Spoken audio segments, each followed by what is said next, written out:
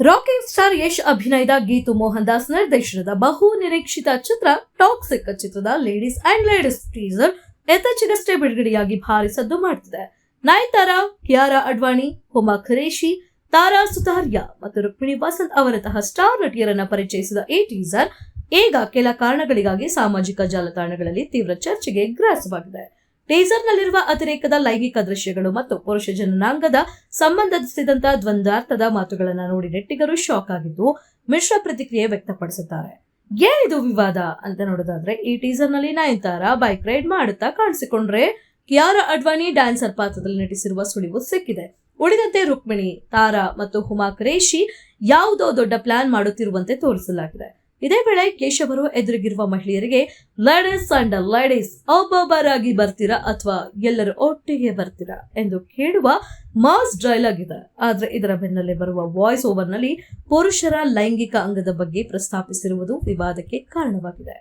ನಟ ಬೆನೆಡಿಕ್ಟ್ ಹೇಳಿದ್ದೇನು ಗೊತ್ತಾ? ಟೀಸರ್ ಮೇಲಿನ ಈ ನೆಗೆಟಿವ್ ಕಾಮೆಂಟ್ಗಳು ಹಾಗೂ ಟೀಕೆಗಳಿಗೆ ಚಿತ್ರದಲ್ಲಿ ಪೋಷಕ ಪಾತ್ರದಲ್ಲಿ ನಟಿಸಿರುವ ವಿದೇಶಿ ನಟ ಬೆನೆಡಿಕ್ಟ್ ಗ್ಯಾರೆಟ್ ಈಗ ಪ್ರತಿಕ್ರಿಯಿಸಿದ್ದಾರೆ.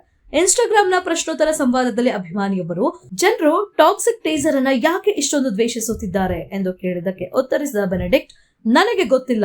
ಜನರಿಗೆ ಹಿಂಸಾಚಾರವನ್ನ ನೋಡುವುದಕ್ಕಿಂತ ಲೈಂಗಿಕ ವಿಷಯಗಳನ್ನು ಪರದೆಯ ಮೇಲೆ ನೋಡುವುದೇ ದೊಡ್ಡ ಸಮಸ್ಯೆಯಾಗಿದೆ ಅನಿಸುತ್ತದೆ. ನನ್ನ ಪ್ರಕಾರ ಇದು ತಪ್ಪು ಕಲ್ಪನೆ. ಹಿಂಸೆ ತುಂಬಿದ ಪ್ರಪಂಚಕ್ಕಿಂತ ಲೈಂಗಿಕತೆ ಇರುವ ಪ್ರಪಂಚವೇ ವಾಸಿ ಎಂದು ಟೀಕಾಕಾರರಿಗೆ ತಿರುಗೇಟು ನೀಡಿದ್ದಾರೆ. ಪೀರಿಯಡ್ ಗ್ಯಾಂಗ್ಸ್ಟರ್ ಕಥಾ ಹಂದರ ಹೊಂದಿರುವ ಟಾಕ್ಸಿಕ್ ಸಿನಿಮಾವನ್ನ ಕೆವಿಎನ್ ಪ್ರೊಡಕ್ಷನ್ಸ್ ಮತ್ತು ಮಾಸ್ಟರ್ ಮೈಂಡ್ ಕ್ರಿಯೇಷನ್ಸ್ ಜಂಟಿಯಾಗಿ ಭಾರಿ ಬಜೆಟ್ ನಲ್ಲಿ ನಿರ್ಮಿಸ್ತಾ ಇದೆ. ಯಶ್ ಈ ಚಿತ್ರದಲ್ಲಿ ದ್ವಿಪಾತ್ರದಲ್ಲಿ ಕಾಣಿಸಿಕೊಳ್ತಿದ್ದಾರೆ. ಕನ್ನಡ ಮತ್ತು ಇಂಗ್ಲಿಷ್ ನಲ್ಲಿ ಏಕಕಾಲಕ್ಕೆ ಚಿತ್ರೀಕರಣಗೊಂಡಿರುವ ಈ ಸಿನಿಮಾ 2025ರಲ್ಲಿ ಶೂಟಿಂಗ್ ಮುಗಿಸಿಕೊಂಡಿತ್ತು. ಆದರೆ ಹಲವು ಕಾರಣಗಳಿಂದ ಚಿತ್ರದ ಬಿಡುಗಡೆ ದಿನಾಂಕ ಮುಂದೂಡಲ್ಪಟ್ಟುತ್ತದೆ ಇದೆ.